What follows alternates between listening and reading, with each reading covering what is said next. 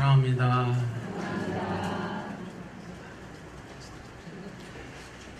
자, 한 가지 질문으로 설교를 시작하겠습니다. 자, 여러분의 결혼 생활 어떻습니까?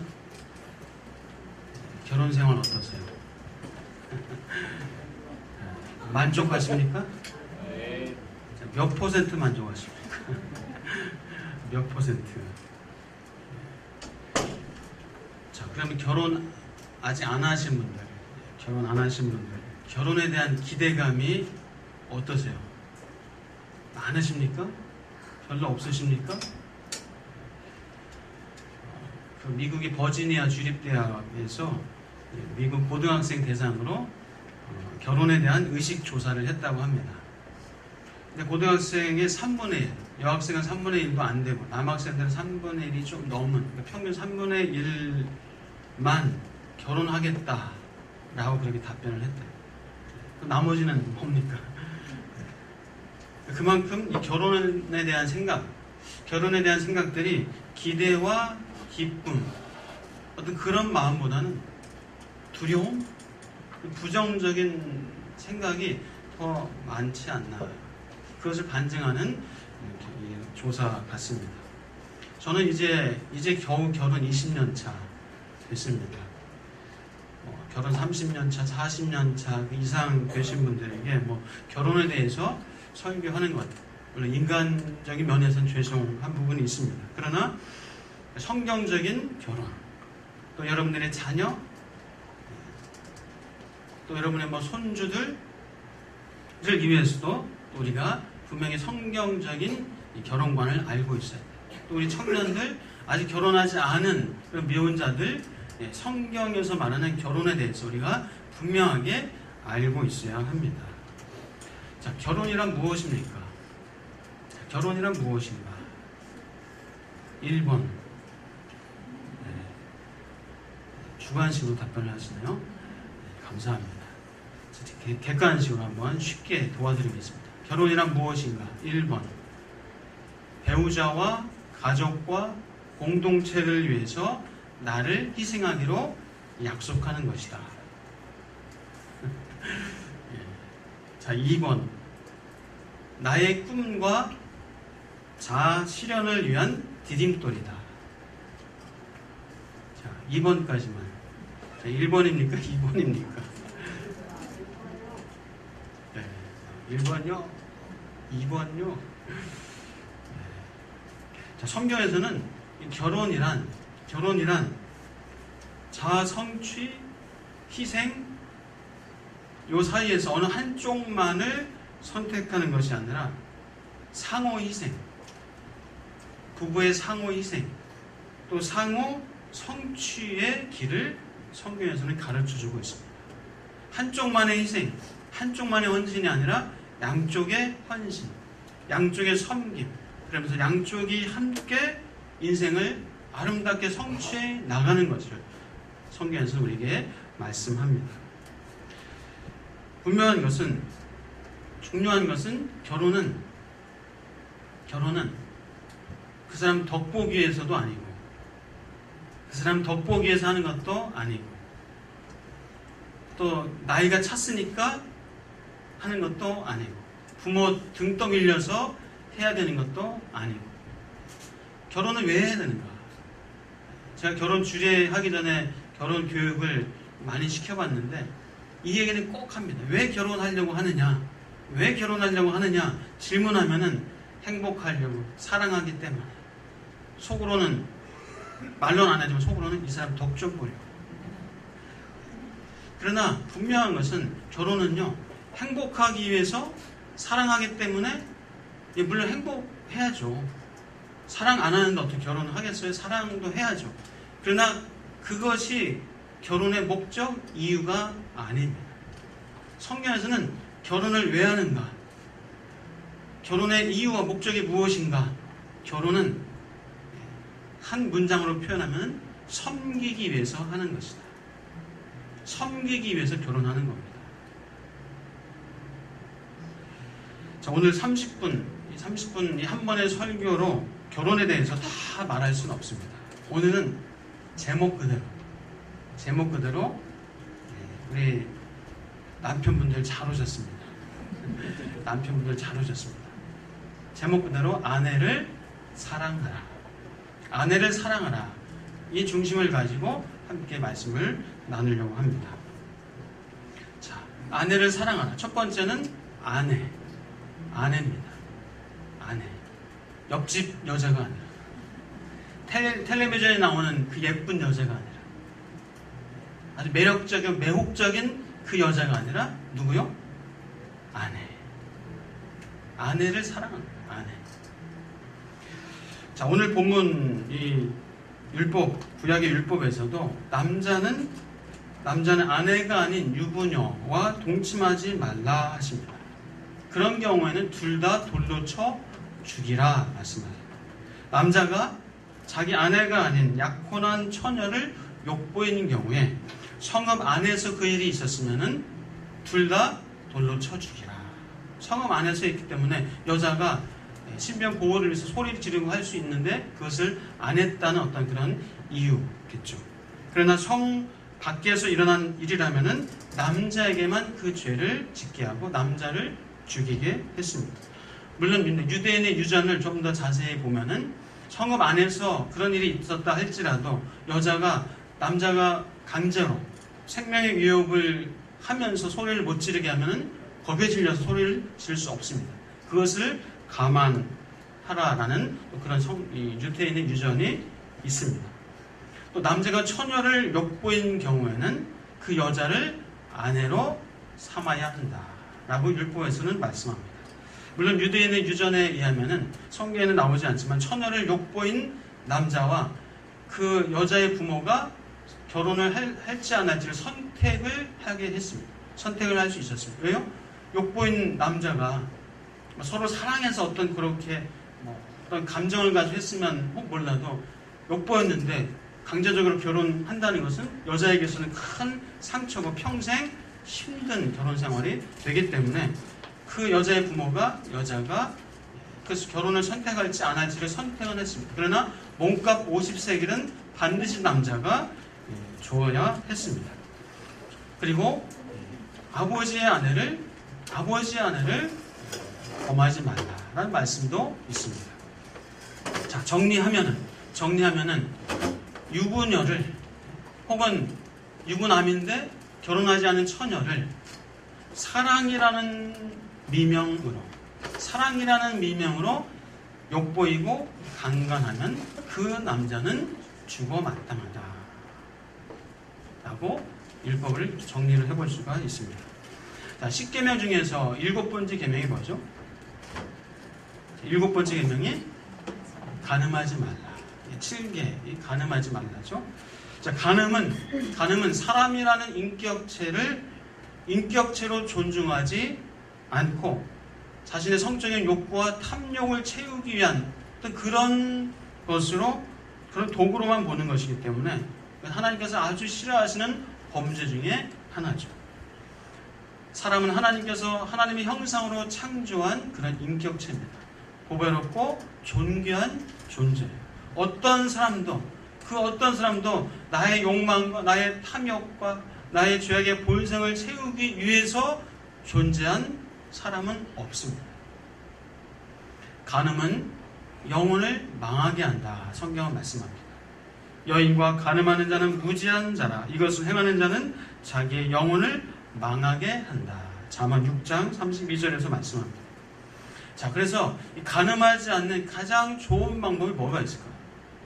자, 여러분의 예를 들어서 간음하지 않는 가장 좋은 방법 뭐가 있어요?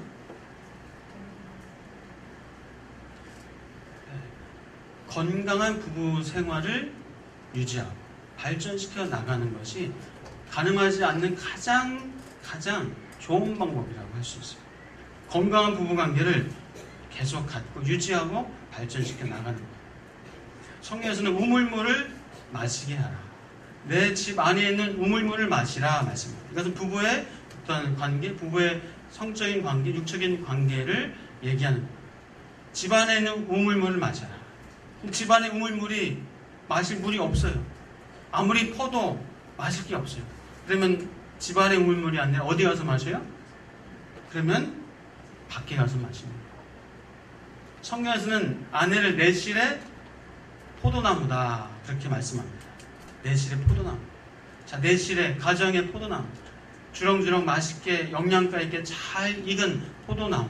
남편이 혹은 자녀들이 엄마의 아내의 포도나무의 그 열매를 따먹어서 학교 생활하고 직장 생활하고 사회생활 할 수 있는 힘과 에너지를 공급받습니다. 물론 요즘은 맞벌이 부부 시대라서 남편에게도 사실 어느 정도는 요구되어지는 부분일 수가 있습니다. 어쨌거나 가정에서 포도나무 열매를 따먹어야 되는데 따먹지 못하면 먹어도 힘도 안 나고 쭈글쭈글 해가지고 먹지도 못하고 하면은 어디 가서 먹게 돼요? 내실이 아니라 밖에 가서 먹게 돼요. 밖에 가서. 그래서 가장 가늠하지 않는 좋은 방법은 부부관계를 건강하게, 육체적이든 정신적이든 건강하게 유지해야 한다라는 거죠. 가늠할 자리를 피해야 됩니다. 현대 사회에서 가늠할 자리가 참 많이 있을 수가 있어요. 주여 왜 내게 이런 시험을 주시나이까? 주여 이 자리를 이길 수 있는 힘을 주시옵소서. 그 전에 피하셔야 돼요. 그 자리에 계속 앉아있으면서 그 자리에 그냥 자리 깔고 앉아있으면서 주여 이것을 이길 수 있는 힘을 주시옵소서. 그게 아니라 피해야 됩니다. 누구처럼요? 누구처럼요? 요셉처럼 그 자리를 피해야 돼요. 그리고 이 부부가 서로 건강한 관계. 그래서 부부 간에 어떤 뭐 같은 취미, 같은 운동, 함께하는 시간을 잘 가져서 이 서로 감정이나 또 어떤 육체적인 어떤 필요나 이런 것들을 해소를 할 수 있어야 합니다. 자, 특별히 성은 배우자가 주관을 하는 거예요. 내가 성을 주관하는 것이 아니라 배우자가 성을 주관하게 해야 합니다. 부부의 성관계를 가지고 무기를 삼아서는 안 됩니다. 부부의 성관계를 가지고 무기를 삼아서 안 돼요.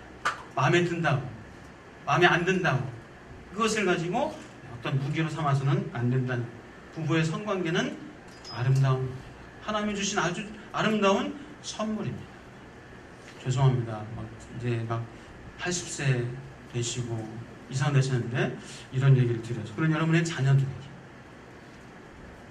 또 우리에게 정말 필요한 말씀이기 때문에 드립니다. 아직도 일부 국가에서는 남자의 욕구, 재력, 숫자 모자란다 해서 아내를 한 명 이상 몇 명씩 두게 하는 일부 다처제가 허용되는 그런 나라가 아직도 있습니다. 일부 다처제는 여자를 인격체로 여기는 것이 아니라 남자의 탐욕을 채우는, 여자를 재산, 부의 증식 혹은 그냥 자녀를 낳아준 출산해주는 어떤 그런 대상으로만 여기는 비인격적인 제도다라고 할 수가 있습니다. 성경에 물론 일부 다처로 인해서 어떤 그런 사건들이 나옵니다. 하나님께서 일부 다처제를 허락했기 때문에 일부 다처, 아브라함, 이삭은 아니죠. 아브라함, 야곱, 다윗, 솔로몬 일부 다처를 그것은 하나님이 그렇게 허락하신 것이 아니라 인간의 죄악의 본성 때문에 그렇게 인간 스스로 만든 거죠. 제가 한 번도 말씀드렸습니다. 터키에서 만난 이슬람교였다가 무슬림이었다가 기독교인으로 개종한 자매를 만났는데 그 자매가 이슬람에 있을 때는 일부 다처제다 보니까 그것이 마음이 너무너무 힘들었다는 거예요. 왜 한 남자의 여러 여자? 왜 하면서 그것 때문에 많이 힘들어하고 그런 와중에 우연찮게 선교사님을 만나게 되고 그러면서 하나님께서 정말 원하시는 것은 아담과 하와, 한 남자의 한 여자, 한 여자의 한 남자지 한 남자의 여러 여자가 아니라 한 여자의 여러 남자가 아니라 한 남자의 한 여자다. 그것이 하나님이 정말 원하시는 것이다. 그래서 우리 기독교는 그것을 가르치고 그렇게 신앙 고백을 합니다. 그러면서 그 자매가 이슬람교에서 기독교로 개종하게 된 그 자매를 만났었습니다. 자, 많은 학자들은 얘기를 합니다. 많은 학자들은 말해요.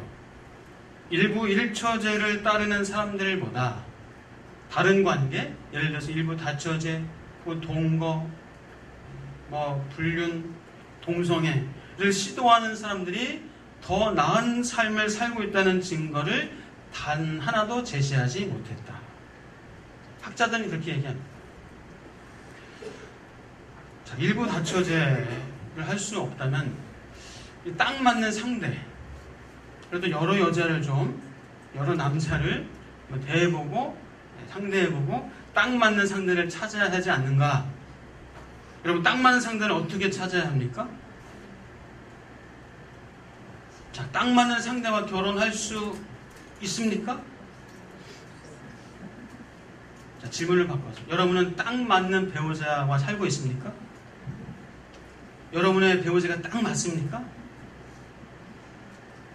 대답은 하지 마시고. 자, 그래서 요즘은 딱 맞는 사람을 만나야 된다라는 생각 때문인지 동거를 하는 경우들이 많더라고요. 동거. 결혼하기 전에 함께 살아보는 것이 보다 나은 배우자를 선택하는 데 도움을 준다라는 생각을 하는 사람들이 있습니다. 결정을 내리기 전에 나 자신의 선택이 과연 최선인지 확인하는 것에 도움을 얻기 위해서 그렇게 선택을 합니다. 동거를 통해서 상대에게 정말 내가 끌리는 것이 있는지, 어떤 화학 반응이 충분한지, 케미가 충분한지를 파악을 한다고 합니다. 그래서 동거를 주장하는 사람들 하는 얘기가 그래요. 주위를 둘러보면은 함께 살아보지도 않고 서둘러 결혼부터 한 사람들은 하나같이 금방 이혼을 한다 라는 신념에 사로잡혀 있습니다. 또 동거를 하는 이유 중에 어떤 경제적인 기반, 결혼 전에 경제적인 기반을 더 다지기 위해서 집 한 칸이라도 장만할 여유를 갖기 위해서 그렇게 한다라는 이유를 들기도 합니다. 자, 그러나 연구 결과를 보면은 결혼이 주는 놀라운 경제적인 이득이 있다 말합니다. 결혼이 주는 놀라운 경제적인 이익. 자, 지속적으로 결혼 생활을 잘 해온 이들이 현직에서 물러나는 시점, 그 시점을 기준으로 했을 때 평생 결혼한 적이 없거나 결혼하고 이혼한 뒤에 재혼하지 않은 이들보다 재정 상태가 평균 70% 이상 양호하다는 연구 결과가 있습니다. 그리고 결혼한 남성의 경우 비슷한 교육 수준, 또 어떤 경력을 가진 이들보다 10에서 40% 이상의 더 많은 수익을 올린다는 연구가 있습니다. 다시 말해서 결혼한 사람들이 신체적으로나 정신적으로 훨씬 더 건강한 생활을 영위하고 있다는 겁니다. 아울러서 결혼은 어떤 절망적인 상황, 또 질병, 여러 어려움들을 그래도 무난히 처리할 수 있도록 돕는, 그 문제를 잘 처리할 수 있도록 돕는 고성능 충격 흡수 장치를 제공한다고 할 수 있습니다. 부부는 서로를 통해서 보다 높은 수준의 책임감과 또 자기 훈련을 하게 되면서 인격적인, 인간적인 성숙함을 배우게 됩니다. 자, 또 다른 연구들을 보면은 결혼한 부부들 가운데 행복하다고 고백하는 이들의 비율이 다른 관계를 통해서 동거나 동성애나 불륜이나 다른 관계를 통해서 행복을 찾으려고 시도하는 사람보다 결혼한 부부가 더 행복하다는 비율이 높다는 거예요. 또 동거를 통해서 하다가 결혼한 사람보다 바로 결혼한 사람의 만족도가 더 높다는 연구 결과가 역시 있습니다. 또 중요한 것은 당장 만족감을 느끼지 못하는 부부, 당장 만족감을 느끼지 못할 수 있어요. 그런데 그러할지라도 이혼하지 않고 결혼 상태를 유지하면 적어도 3분의 2 이상은 5년 안에 행복해진다라는 연구 결과가 또 있습니다. 결혼한 많은 사람들이 그런 고백을 합니다. 사랑이 이렇게 힘든 줄 몰랐어요. 결혼 생활이 이렇게 힘든 줄 몰랐어요. 어떠세요? 여러분도 고백하시나요? 애정이라는 게, 사랑이라는 게 좀 자연스럽게 나와야 되는데 그게 우러나오지 않아요. 우리 결혼 생활은 이제 애정을 찾기가 참 어려워요. 자, 이것이 결혼 생활만 그럴까요? 이것이 결혼 생활만 그럴까요? 축구를 예를 들면 축구를 좋아하고 축구에 은사가 있는 사람이 축구 선수 하기로 결정하고 축구를 하고 이제 프로 선수까지 됐습니다. 자, 축구를 잘해요. 은사도 타고났어요. 자, 그런데 그 사람이 난 골을 넣는 게 너무너무 쉬워요. 그렇게 고백하는 축구 선수가 있나요?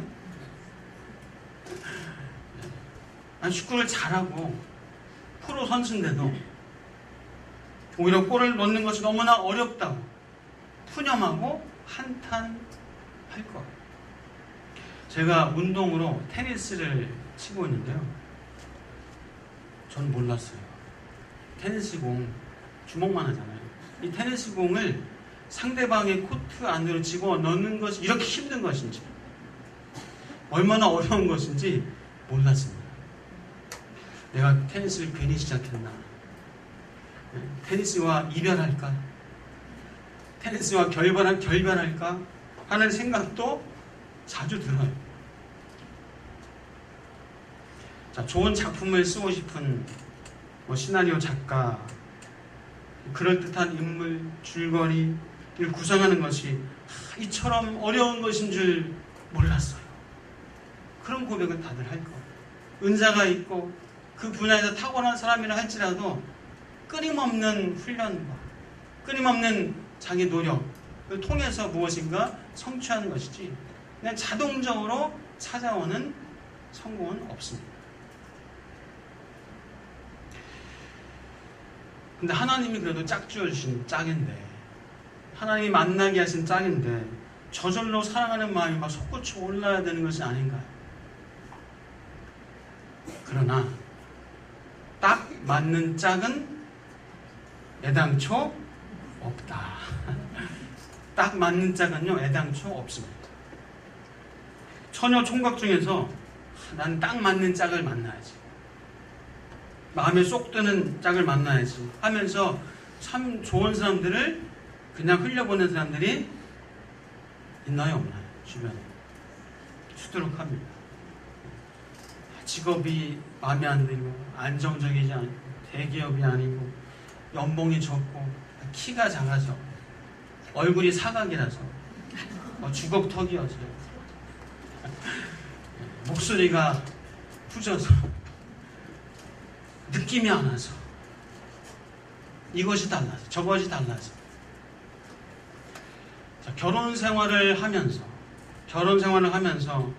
생판 모르는 배우자를 사랑하는 법을 배우고, 그러면서 우리가 성숙해 나가는 것, 그것이 결혼 생활입니다. 바꾸고 싶지 않은 나의 습관, 그 습관을 변화시켜 나갈 필요가 있습니다.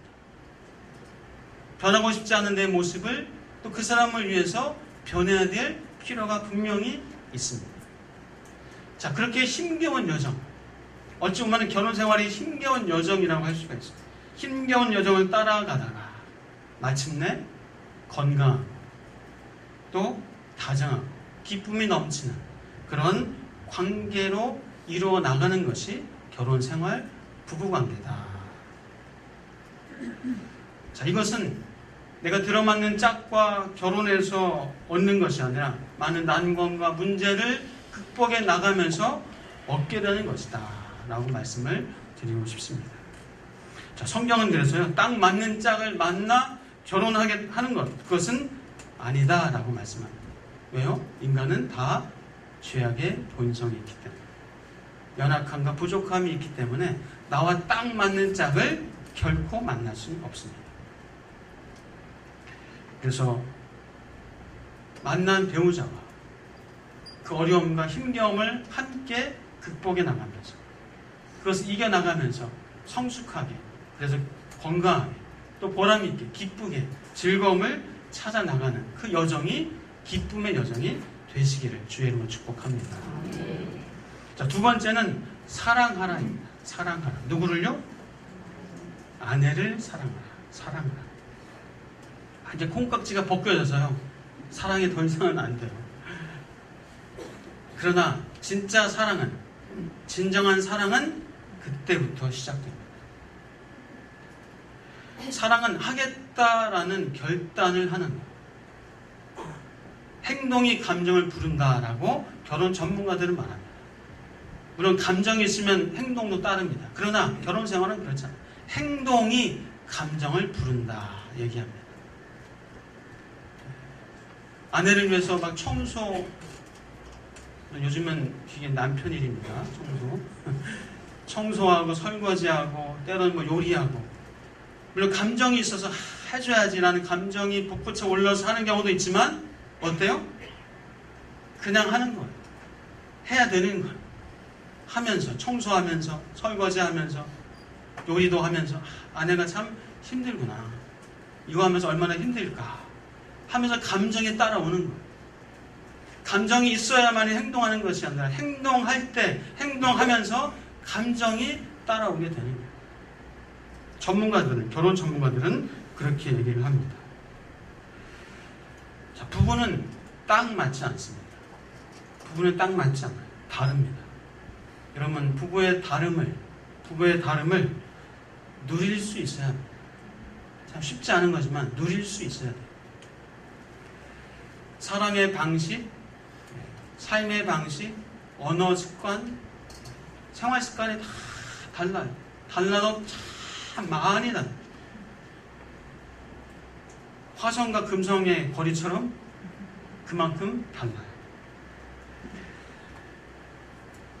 정도의 차이가 있지만 분명히 다릅니다. 제가 상담 서적을 읽으면서 실제 있었던 내용이었는데요. 이 제프라는 남자, 이 제프라는 남자는 달변입니다. 대화를 주도합니다. 많은 사람들에게 아주 능수능란하게 웃기고 울리는 그런 사람입니다. 그런데 현재만 즐기는 사람입니다. 근데 수지라는 여자는 조용하고 부끄러움을 잘 타는 여자입니다. 그러나 결단력이 있고 미래지향적입니다. 두 사람은 서로 다른 면 때문에 호감을 느끼게 됩니다. 수지는 생각하기를 주변에 여자가 참 많이 들끓는 남자인데 이 남자가 조용하고 부끄러움을 잘 타는 나를 이렇게 좋아해 주는 것이 너무너무 기뻤어요. 제프는 자신의 말을 잘 들어주는 이 여자가 너무너무 사랑스럽고 좋았습니다. 두 사람은 서로의 감정, 사랑의 감정을 느껴서 결혼을 했습니다. 그런데 1년, 2년도 안 돼서 살면서 서로 너무너무 다르다는 것을 느꼈습니다. 여자 수진을 생각하기를 이 남자는 남의 말에는 좀처럼 기울이지 않는, 귀를 기울이지 않는, 혼자 떠들고 자아도취적인 성향의 사람이라고 그렇게 생각이 변했습니다. 그리고 당최 현실을 생각하지 않는 비현실적인 남자라고 생각을 하게 됐습니다. 남자 이 제프는 생각하기를 이 여자는 겉으로는 말도 없이 어수룩한 듯 하지만 속으로 엉큼한 데가 있어서 쪼근쪼근한 말투로 상대방을 다 제압하려고 주관하려는 그런 속성이 있다고 하면서 결혼을 후회하면서 가슴을 쳤습니다. 결국은 서로 결별을 선언을 했습니다. 여러분 이상하지 않나요? 사람들이 서로 다르다는 것 때문에 매력을 느낍니다. 다르다는 것 때문에 매력을 느끼고 결혼을 해서 그러다가 무엇 때문에 헤어집니까? 또 서로 다르다는 이유 때문에 헤어져 버려요. 성격 차.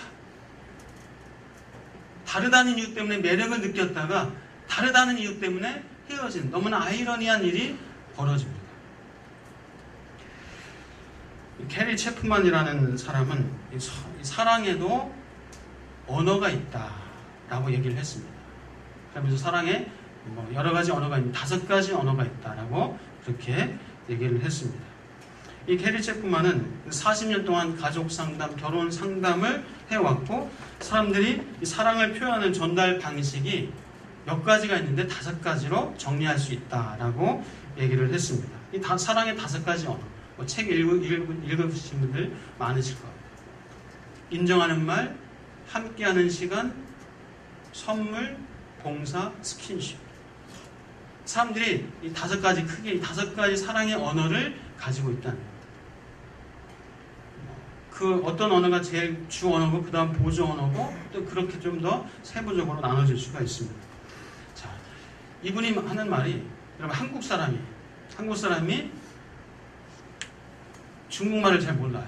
근데 중국 사람하고 대화를 하고 하면 소통이 잘 될까요? 어때요? 소통이 안 되죠. 중국말을 모르는데 어떻게 중국 사람하고 대화가 되겠어요? 자, 영어를 잘 몰라요. 미국 사람하고 대화가 될까요? 잘 안 돼요. 그럼 대화를 하려면 어떻게 됩니까? 영어를 배워야 돼요. 중국어를 배워야 돼요. 사랑도 똑같다는 거예요. 사랑의 언어가 있어서 내 언어, 배우자의 언어가 있어서 그 배우자의 언어를 배워야 사랑을 더 아름답게, 더 제대로 할 수가 있다는 거예요. 언어를 안 배우면 어떻게 됩니까? 자기 말로만 떠드는 거예요. 자기 말로만 떠들면 상대방이 들을 수 있나요? 들을 수 없어요. 상대방의 언어를 반드시 배워야 합니다. 성경에서는 분명히 명령합니다. 아내를 사랑하라. 아내를 사랑하라. 어떻게 사랑해요? 어떻게 사랑합니까? 할 수 있으면 아내의 언어를 가지고 사랑을 해줘야 돼요. 아내가 이해하기 쉽고 받아들이기 쉽게 아내가 듣기 좋게 아내의 언어로 아내가 영어를 쓰면 영어로 중국말을 쓰면 중국말 아내가 함께하는 시간을 사랑으로 느낀다면 아니면 봉사, 인정하는 말, 선물 이 사랑의 언어가 다른데 그 사랑의 언어를 가지고 아내를 사랑해 주시기를 남편분들, 남자분들 주의 이름으로 축복합니다. 제 얘기를 잠깐 드리면 저는 아내가 맛있는 밥을 해주고 밥을 잘 차려주시고 또 저를 위해서 옷을 막 다리고 있는 그 뒷모습을 보면 너무너무 사랑스러워. 참 사랑스럽고 예뻐 보입니다. 근데 아내는 또 제가 그게 사랑스럽고 예쁘다고 하면요 너무 기계적인 것 같다고 그러면서 좀 말로 내 이 마음을 내 감정을 좀 터치하는 그런 말을 또 듣기를 원하는 부분이 있어요. 저는 열심히 땀 흘려서 더운 여름날 이제 땀을 질질 흘려가면서 청소를 하고 설거지도 좀 하면은 아내가 당신 정말 최고예요. 어떻게 청소를 깨끗하게 잘 했어요. 라는 반응을 기대를 하는데 아내는 좀 시큰둥하게 왜요? 그게 아내의 사랑의 언어가 좀 다른 거예요. 아내는 인정하는 말을 듣고 싶고 함께하는 시간을 갖고 싶은데 나는 혼자서 그냥 이거 하고 있고 혼자서 이걸 하고 있으니까 아내는 언어가 다르다 보니까 주여 제게 말의 능력을 주시옵소서. 남편 여러분 아내의 언어로 아내의 사랑의 언어로 아내를 사랑해 주시기를 간곡하게 주의 이름으로 축복합니다. 아멘. 저도 아멘.